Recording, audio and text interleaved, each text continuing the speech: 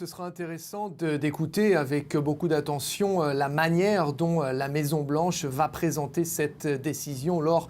du briefing quotidien donné donc à la Maison-Blanche. Décision qui sera probablement présentée plutôt comme une forme de continuité que de rupture. Et il y aura une différence majeure faite entre cette décision concernant donc, vous l'avez dit, l'envoi d'à peine quelques dizaines d'hommes au sol et non pas une opération majeure impliquant des milliers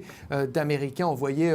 en Syrie ou en Irak, puisque c'est ce scénario-là précisément que la Maison-Blanche veut à tout prix éviter. En revanche, c'est bien une décision que Barack Obama, le président américain, a dû prendre à reculons tant il a voulu être le président du désengagement. Il faut rappeler également que ça n'est pas la première fois que l'on entend parler d'opérations militaires américaines menées par des hommes au sol, puisque pas plus tard que la semaine dernière, il y a eu une opération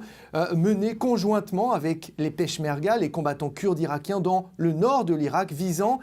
à libérer des otages kurdes principalement détenus par l'organisation de l'État islamique dans une prison. Et là, il y a eu un décès du côté des Américains qui étaient censés être là en appui, mais qui finissent effectivement par être engagés dans des activités de combat. Encore une fois, on entendra probablement une insistance sur le fait que ces troupes seront principalement là pour assister, coordonner avec les troupes indigènes, comme il est dit dans le jargon de la Maison-Blanche, qui seront en première ligne, mais ça n'empêche que des Américains vont effectivement probablement se retrouver dans des situations de combat.